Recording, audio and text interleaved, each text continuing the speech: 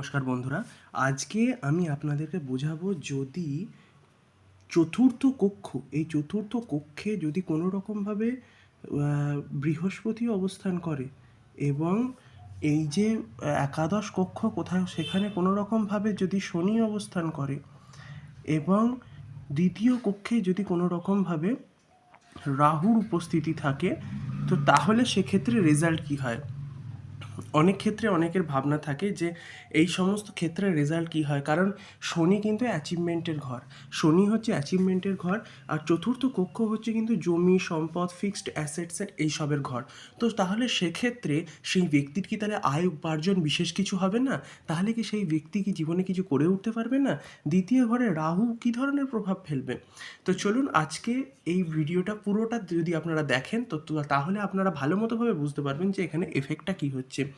শনি কিন্তু আপনার আয় উপার্জনে বাধা তৈরি করছে।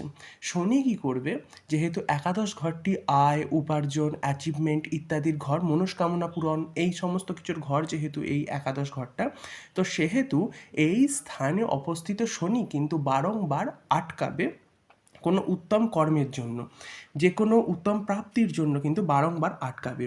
কিন্তু যেহেতু চতুর্থে বৃহস্পতি অবস্থান করছে, তো মাতুলকুলের সাহায্য বা মাতা থেকে আসা যে কোনো ধরনের ইন্স্যুরেন্স বীমা জাতীয় লাভ বা যে কোনো জমি সম্পত্তি জাতীয় লাভ, সেটা পিতৃ কুল থেকে হোক বা মাতুল কুল থেকে হোক, এই বৃহস্পতি চতুর্থে অবস্থান করবার দরুন কিন্তু সেটা আপনারা প্রাপ্ত হচ্ছেন। যার ফলে কি হচ্ছে কি, আপনাদের যে বৃহস্পতির যে প্রভাবে আপনাদের বংশ পরম্পরায় আপনারা এইটা পাচ্ছেন, এটা হচ্ছে বংশ পরম্পরায় পাওয়া।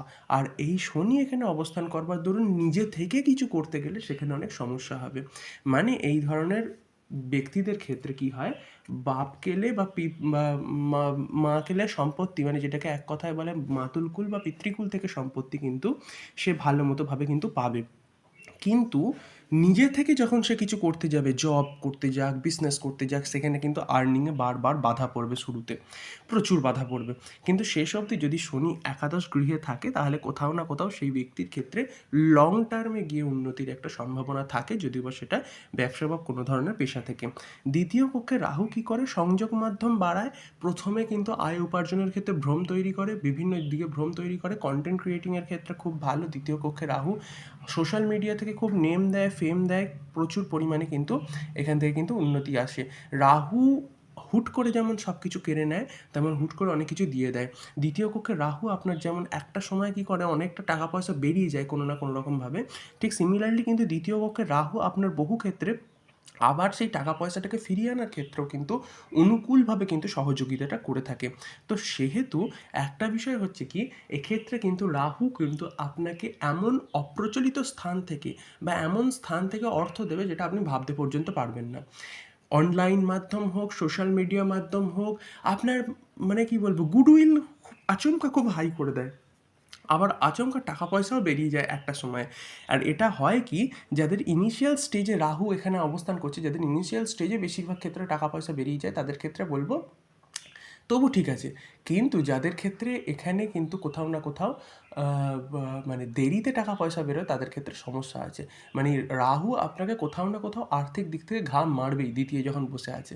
কিন্তু এটাও সত্যি কথা, রাহু সেই নেটওয়ার্ক তৈরি করে দেবে আপনার, সেই নেটওয়ার্ক তৈরি করে দেবে যেটা আপনি ভাবতে পর্যন্ত পারছেন না। দ্বিতীয় কক্ষে রাহু অবস্থান করছে মানে এক্ষেত্র থেকে সপ্তম কক্ষে রাহুর দৃষ্টি পড়ছে, ফলে কোথাও না কোথাও এক্সট্রা ম্যারিটাল অ্যাফেয়ার্স হওয়ার সম্ভাবনাটা বেশি থাকে। এরই সঙ্গে সঙ্গে আপনার ক্ষেত্রে আরও কী কী ঘটনা ঘটে, যেহেতু কোথাও না কোথাও বৃহস্পতি এখানে অবস্থান করছে, তো সেহেতু কোথাও না কোথাও আপনার লং আয়ু তৈরি হয়, কেননা এখানে অবস্থান করা মানে 1 2 3 4 5-এ কিন্তু বৃহস্পতির দৃষ্টি পড়ছে। তো সুতরাং এই 8 নম্বর ঘরে বৃহস্পতির দৃষ্টি পড়ার ফলে আপনার কিন্তু লং আয়ু হওয়ার সম্ভাবনা থাকে, রোগ ভোগ থেকে বেঁচে যাওয়ার সম্ভাবনা বা আচমকা অ্যাক্সিডেন্ট থেকে বেঁচে যাওয়ার সম্ভাবনা থাকে। জীবনে কেরিয়ারগতভাবে খুব উন্নতি হয়। কোন দিক থেকে উন্নতি হয়, সেটা হয় ডাইরেক্টলি দশমে আপনার দৃষ্টিটা পড়ার ফলে। এই হচ্ছে ঘটনা। এবং তার সঙ্গে সঙ্গে আপনার অপ্রচলিত ব্যয়কেও কিন্তু কোথাও না কোথাও, অপ্রতিরোধ্য যেসব ব্যয়গুলো থাকে সেগুলোকেও কিন্তু কোথাও না কোথাও রুখে দিতে পারে। তো এই হচ্ছে ঘটনা। শনির দৃষ্টিও যেমন একাদশে পড়লে সেখান থেকে কিন্তু একে এবং কোথাও না কোথাও সাতে এই সমস্ত জায়গায় কিন্তু দৃষ্টি কিন্তু পড়ে। তো আসল ঘটনা হচ্ছে কি, যে এই স্থানে উপস্থিত শনি, রাহু, বৃহস্পতি, বৃহস্পতি ইনস্ট্যান্ট ফল দেয়, রাহু এবং শনি একটু দেরিতে ফল দেবে, একটু ঘুরিয়ে পেঁচিয়ে ফল দেবে, শনি প্রথম দিকে দুর্ভাগ্য তৈরি করবে। যাই হোক, এই হচ্ছে আজকের পুরো ভিডিওটা। যদি ভিডিওটি ভালো লেগে থাকে তাহলে অবশ্যই লাইক দেবেন। যদি আপনারা পার্সোনাল যে কোনো ধরনের কনসালটেশন চান তাহলে অবশ্যই নিচে কমেন্ট করবেন। আপনাদের যে কোনো ধরনের প্রবলেম হলে কমেন্ট করবেন, আমি নিজের হোয়াটসঅ্যাপ নাম্বার প্রোভাইড করে দেবো, তার থ্রুতে আপনারা আমার সঙ্গে যোগাযোগ করতে পারবেন। এবং চ্যানেলে নতুন এসে থাকলে অবশ্যই সাবস্ক্রাইব করতে ভুলবেন না। আমার সঙ্গে এতক্ষণ অবস্থান করবার জন্য আপনাদেরকে অনেক অনেক ধন্যবাদ।